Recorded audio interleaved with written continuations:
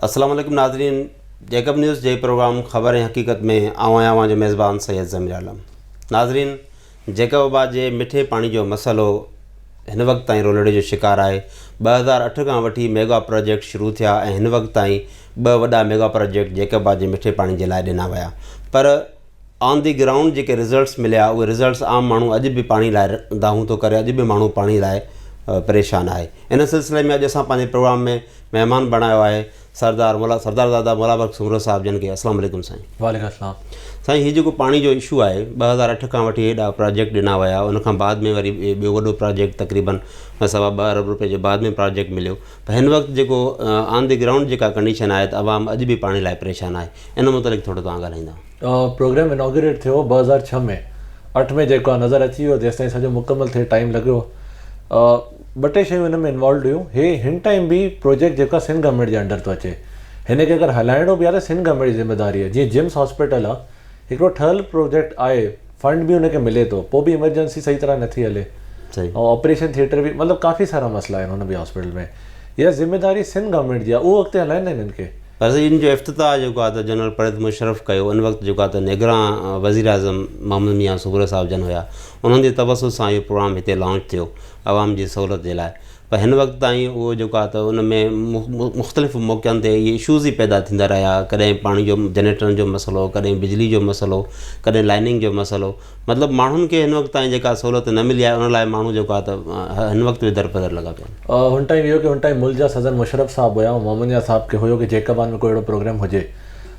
2 project ठहिया हुआ, हिकिड़ो लाहौर में हुयो, सेकेंड प्रोजेक्ट जेको आहे हिते पाकिस्तान में जैकबाबाद में ठहियोसीं। प्रोजेक्ट ठही वियो, फंड बि सॼो मुकमल हुयो, कंप्लीट बि सॼो ऑलमोस्ट कंप्लीट ई हुयो, पर प्रोजेक्ट खे फेल कराइण में हितां जा जेका मुखालिफ़ असांजा सियासी रहनि या शहर सां जेके शहर जा माण्हू जेका रिजेक्ट था करनि, जेके हुननि खे घणो हिन में ज़ाती तौर ते तकलीफ़ हुई कि इहो प्रोजेक्ट न हले। अगरि जेको प्रोजेक्ट लॻी थो वञे, ॾिसो 3-4 ॻाल्हियूं आहिनि। प्रोजेक्ट जी कामयाबी असांजी कामयाबी हुई कि असां इहो वठी आया आहियूं प्रोजेक्ट। 35,000 माण्हुनि खे फ़ाइदो हुयो हिन में, 35,000 कनेक्शन जेका थियल चुकिया हुया, 35,000 फैमिलीज़ खे 35,000 घर थी विया तक़रीबन। 35,000 माण्हू त 1,000 रुपयो घटि में घटि जमा बि करायो हुन दौर में। पेमेंट त थियल हुई, MNA ग्रांट फंड मां पेमेंट थियल हुई, तालका नाज़िम जी तरफ़ां पेमेंट थियल हुई। मूंखे त इहा बि ख़बर पई आहे कि MNA उन दौर में जेको जखरणी साहिबु हुयो, हुन बि शोबादी करण लाइ को पंहिंजे रिकॉर्ड मो का कई हिन में पेमेंट। सर, MNA बि पेमेंट कई, उनखां बाद में ज़िले नाज़िमा हुई मोहतरमा सईदा बेगम सुमरो साहिबु, त उन्हनि बि जेको आहे तक़रीबन कोई 85 लख रुपया हिननि खे रन करण लाइ ॾिना। ऐं जेके माण्हू जेके उनखे जेको डिमांड नोटिस थींदो आहे, उन जे मद में दफ़ा माण्हू पैसा नथा पियारे सघनि त असां इन्हनि पैसनि जे थ्रू माण्हुनि जा कनेक्शन जीअं जारी थियनि, त उन जे बावजूदि माण्हुनि खे कनेक्शन न मिलिया। उनखां बाद में मुख़्तलिफ़ इशूज़ थींदा विया, त उनजो सबबु छा हो? ॾिसो, इशूज़ हिन करे थिया कि हुन टाइम तालका नाज़िम हो सजाद जखरानी, जेको हिन टाइम नैब जे केस में फाथल आहे, चलान हुनजी जमा थियल आहे, कोर्ट में हुनजी हाज़िरियूं हलनि थियूं। उहो तालका नाज़िम हुयो। हुन टाइम बेगम साहिबा जी तरफ़ां कुझु हुई कि को वाटर बॉडी जी तरफ़ां कोई कमिटी कॉन्स्टिट्यूट कयूं कि जेको मसइलो सॼो सॉल्व। हिननि मुखालफ़त कई हुन दौर में, हिकु वाटर बोर्ड छो हुजे, असां तालका नाज़िम असां थियण त इहो घुरिबो हो न। त हुन वक़्तु जॾहिं इहा इनागुरेशन थी, जॾहिं मुशर्रफ जॾहिं इनागुरेशन कयो प्रोग्राम खे, जॾहिं इफ़्तिताह कयो, उन वक़्तु जेको वज़ीर आला हो दाऊद पोटो साहिबु हो, त उन वक़्तु बि बेगम सईदा सुमरो साहिब बि पंहिंजे जेको आहे उन तक़रीर में इहा शइ डिमांड कई त हे जेको असांखे प्रोजेक्ट मिलियो आहे, इन जे लाइ हिकिड़ो बाक़ाइदे वाटर बोर्ड हुजणु घुरिजे, जेको आज़ादु हुजे, जेको पंहिंजा फ़ैसिला पाण करे, पंहिंजी इनकम जनरेट करे, पंहिंजे बजट मां जेको सिस्टम खे हलाए। त थियो ईअं त उहो वाटर बोर्ड हलणु न ॾिनो वियो। उनजे पुठियां कहिड़ी जेको आहे नियतकार? ॾिसो, हुनजे पोइ बदनीयती इहा हुई कि प्रोजेक्ट खे फेल कराइण जी कोशिशि पई लॻे। ज़ाहिर आहे बेगम साहिबा मोहम्मद मियां साहिबु पाण कोशिशि कई कि कंहिं तरीक़े ते प्रोजेक्ट हिते लॉन्च थिए ऐं 35,000 माण्हुनि खे फ़ाइदो थिए। शहर जी आबादी आहे 2 लख माण्हू, घर मुंहिंजे ख़्याल सां 35,000 ई हूंदा, या शायदि 30,000 हूंदा, 40,000 एतिरा ई घर हूंदा। हाँ, 40,000 वाटर सप्लाई में जॾहिं डायरेक्ट 35,000 माण्हुनि खे फ़ाइदो पियो थिए, त पोइ कंहिंजी कामयाबी हुई आहे? शहर जी कामयाबी, असांजी कामयाबी। हुनखे फेल करायो वियो आहे प्रोजेक्ट खे।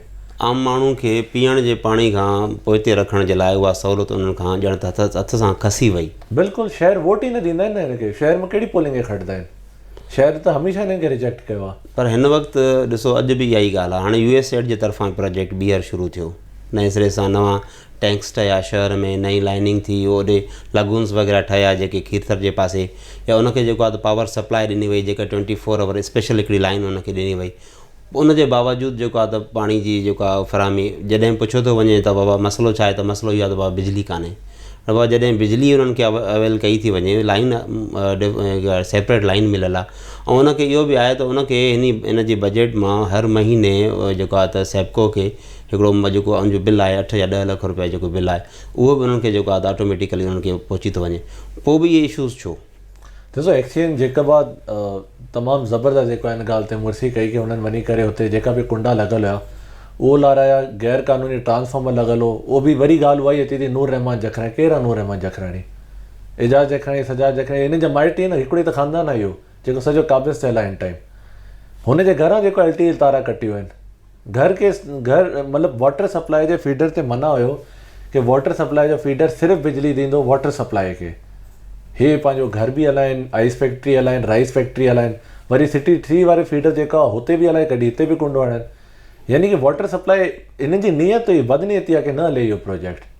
और हिन टाइम त मां सम्झा त एक्सचेंज हिन जी तारा बि कटी चुकिया आहिनि सॼी, पर उनजे बावजूदि रिज़ल्ट न आहे। माण्हू अॼु बि परेशान आहिनि त असांखे पाणी नथो मिले। वधि में वधि हिन टाइम असां ॿ शयूं करे सघूं था, या त फेडरल गवर्नमेंट तरफ़ां कोई एक्शन करायूं, ॿियो कमु इहो थी सघे त एहतजाज कयूं। उहो ॿई कयूं था असां। CEO खे त मां अर्ज़ु रखियो हुयो कि तव्हां कंहिं बि तरीक़े त मोहम्मद साहब बि ॻाल्हायो CEO साहब सां कि वाटर सप्लाई जे फीडर जेका बि कुंडा तारा लॻनि तव्हां हुनखे कटरायो, जीअं वाटर सप्लाई हले त सही। वाटर सप्लाई जो पाणी इस्तेमालु थिए थो जेको पर्सनल इस्तेमालु था कनि, खीर तर में हिननि जी फिश फार्मिंग आहे, हुन में इस्तेमालु कनि था पाणी हुनजो, बजाए आवाम खे ॾियण जे पाणी ॿी ॿियनि मक़सदनि करनि था। जखराणी पंहिंजे ज़ाती तौर ते इस्तेमालु कनि था, उहो नथा चाहिनि शहर खे पाणी मिले। पर जेके शहर में जेके मुख़्तलिफ़ मोहल्लनि में जेके वॾा टैंक्स ठहिया त इहे बि कंप्लेंट्स आहिनि त उन्हनि टैंक्स जी बि जेका आहे कंस्ट्रक्शन जेका आहे उनमें हिकिड़ो टैंक शायदि लीक बि थी पियो। त इहे सभु शयूं माना इहे केरु पर सनी सुठी शयूं हिन में इहो न USAID जो फंड अचणु खपे। अञा ताईं USAID पहिरें फेज़ में हिननि खे ॾिनो हुयो 1 अरब 65 करोड़, ॿिए फेज़ में ॾिनो आहे हिननि खे 2 अरब 3 करोड़। पोइ हे कुल मिलाई करे तक़रीबन 3 अरब 50 करोड़ तक़रीबन इहे। हाणे हेॾी सारी बजट घटि अमाउंट न, अगरि USAID तमामु वॾी बजट आहे, इहा तमामु वॾी बजट आहे। उनखां बाद में पाणी त पहुचाइणो आहे, जॾहिं ऑलरेडी तव्हां वटि माना सॼो सिस्टम मौजूदु आहे, हिकिड़ी तव्हांजी म्यूनिसिपल कमिटी आहे, उनजो जेको फंक्शन आहे उहो माना फंक्शन छो उहो डिसफंक्शन लॻी पई आहे। ॾिसो मूंखे त अञा त हिकिड़ी सोर्स में इहा बि ख़बर पई आहे कि हिन टाइम ते सिंध गवर्नमेंट जे अंडर आहे, हुननि जो कमु आहे कि हिनखे कामयाबु कराए। फंड अची चुकियो आहे, जेको असांजे दौर जो कमु उहो थी वियो, हिननि जो कमु हाणे कामयाबु करे नथा कराइणु चाहिनि। मूंखे हिन सोर्स को हिकिड़ी सोर्स को इहा ख़बर पई आहे कि एजाज जखराणी पाण चाहे थो कि प्रोजेक्ट न हले, कि शहर खे अगरि मिलियो त हिते जेको आहे सियासी हुनखे नुक़सानु आहे। पर उन शहर में उहा जेको आहे त शहर में त सभु माण्हू रहनि था न, उन्हनि जा बि त वोटर हूंदा। बलखणी ठीकु आहे, माना सियासत में एतिरा वोटर न आहिनि न शहर में, हर माण्हू मुतासिर थिए थो। जेकॾहिं हिकिड़ो सुठो कमु थींदो त इहे सुभाणे खां पोइ इहे माण्हू एप्रिशिएट कंदा न इन कम खे, पर माण्हू अॼु त आहिनि था। इहा ई त ॻाल्हि आहे, हिननि खे सम्झणु खपे न, इहा ॻाल्हि नथा करणु चाहिनि न। हे जाते काथे छो मुलविस आहिनि? फिश फार्मिंग हिननि जी हले थी। मूंखे अञा हिकिड़ी ॿी ॻाल्हि ॿुधायो, हिकिड़ो माण्हू आहे करप्ट माण्हू आहे, नसरुल्ला सरकी, 3-4 हुनजी पोस्टिंग रही आहे, कराची बि रही आहे, कुझु ॾींहं पहिरियों कश्मीर में बि रही आहे, AD बि लॻल आहे हिन टाइम लोकल गवर्नमेंट जो। ADLG आहे, TMO आहे न, पर इहो मज़े जी ॻाल्हि इहा आहे त उहो जॾहिं शुरू में जॾहिं प्रोजेक्ट शुरू थियो उन वक़्तु बि जेको आहे इहे ई हिन सीट ते वेठल हुआ। हे एतिरो नालाइक माण्हू हिन दौर में डीज़ल जो जेको मोटर लॻल हो 50 लख रुपए जो जनरेटर लॻल हो डीज़ल जो, उहो चोरी थियो, हिनखे ख़बर ई न, सिक्योरिटी इनका हिननि जी तरफ़ां हुई न। हिन जे दौर में 12 जेका मोटर लॻल, हिकिड़ो जेको मोटर आहे उनजी तक़रीबन 10 खां 12 लख क़ीमत आहे। 12 मोटर जेके आहिनि उहो बि चोरी थी आहे, हिनखे इहा बि ख़बर न आहे। 35,000 कनेक्शन जे आहिनि, 1,000 रुपयो चार्ज कयो माण्हुनि खे, उहो किथे वियो फंड? केरु रिस्पॉन्सिबल आहे? अच्छा, अवाम त अॼु ॾींहं ताईं 2020 में बि माण्हुनि पाणी जा बिल भरिया आहिनि। असांखे कंहिं माण्हू माना इहा बि हो कई त असां अञा ताईं बिल बि भरियूं था, माण्हू अचनि था असांखां बिल जेको आहे त वठी था वञनि पाणी जो, पर पाणी न आहे। हाणे असुलु थिए छा? हीअ सभु कुझु पियो थिए, बजट्स, हीअ ॻाल्हियूं सभु कुझु, एहतजाज, तव्हां छा सम्झो था त सभु कुझु थिए छा आख़िर? मुंहिंजे ख़्याल आहे इहो ई एहतजाज करिणो पवंदो या DC जे ख़िलाफ़ु असांखे वञिणो पवंदो। और DC साहब 100% हिन में मुलविस। TMO खे छो रखियो आहे हिननि? हिकिड़े करप्ट नाहिल माण्हू खे, जंहिंजे दौर में करप्शन बि थी आहे, शयूं चोरी थी वियूं आहिनि, गाइब थी, वरी हुनखे घुराए करे रखियो, कहिड़े हिसाब सां? म्यूनिसिपल कमिटी जा बि हिन पावर खसिजी विया आहिनि, उहो बि हिन TMO वठी। छा एतिरो को ॾाढो आहे न, हुननि जो फ्रंटमैन आहे, बेनामीदार आहे, या कमाई ॾियण वारनि जो पुटु आहे, केरु आहे इहो TMO? हेतिरी हिन जी मालिकी छो थिए थी? हाणे जेकॾहिं हितां जी आवाम एहतजाज लाइ निकिरे थी त पोइ तव्हां हुन सां गॾु हूंदो? 100% गॾु आहियो। मां त कोशिशि कंदुमि मां लीड कयां हिनखे, इंशाल्लाह।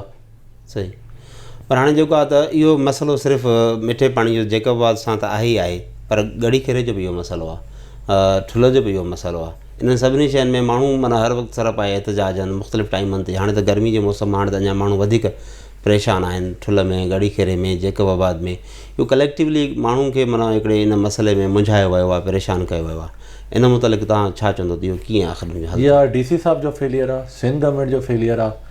वाटर सप्लाई में जेकी चोरी थियल आहे, जखराणी ख़ानदान पाण हुन में मुलविस आहे। हिन खे फेल करण में जखराणी पाण मुलविस आहिनि। हिन खां वधीक मां छा चई सघां थो? शहर वारनि खे सम्झणु खपे। न अर्बन रुपयनि जी ॻाल्हि आहे त पोइ इन ते तव्हां पंहिंजे तरफ़ां तव्हांजी पंहिंजी जेका हिकिड़ी उहो आहे त उन जी तरफ़ां तव्हां छा कंदो? उन्हनि रक़म जेका लुटी वई आहे, जेका फुरी वई आहे, माण्हुनि जो हक़ु खाधो वियो आहे, उन्हनि जे लाइ तव्हांखे छा कुझु कंदो? मां नैब में वेंदुमि हिननि जे ख़िलाफ़ु। मुंहिंजो कमु ई रहिजी वियो आहे, मूंखे लॻे थो। जाते तव्हां अॻु में बि मुख़्तलिफ़ मामलनि ते नैब में विया, उहे मामला बि त अञा ताईं पेंडिंग विया आहिनि। अञा जेको आहे हीअ ॿिया इशूज़ सां तव्हां साम्हूं आहिनि। कोर्ट में वेंदुमि, वकील कंदुमि हिननि जे ख़िलाफ़ु, कोर्ट में हिननि जे ख़िलाफ़ु वेंदुमि, हिकिड़े जे ख़िलाफ़ु वेंदुमि इनशाला। वोट त ॾिनो आहे न माण्हुनि, सही ज़िमेदारी आहे असांजी। ज़रूरु माण्हू तव्हांजी तरफ़ असां वेठासीं माण्हुनि जे हक़ लाइ इनशाला। अच्छा बराबरि, थैंक यू, वॾी महिरबानी साहब। इहो हुया सरदार ज़ादा मौला बख़्श सूंगरो साहिबु, जिन जो चवणु हो त पाणी जो हक़ु आवाम जो हक़ु आहे। इन पाणी जे हक़ ते कॾहिं बि असां जेके धाड़ा लॻा आहिनि उन ख़िलाफ़ु असांखे जिथे बि वञिणो पियो, जेको बि प्लेटफॉर्म इस्तेमालु करिणो पियो, असांखे कोर्ट वञिणो पियो, नैब वञिणो पियो, असां ज़रूरु वेंदासीं। हिन वक़्तु लाइ एतिरो ई। पंहिंजे मेज़बान से ज़मीर आलम खे ॾिना इजाज़त। अल्लाह हाफ़िज़।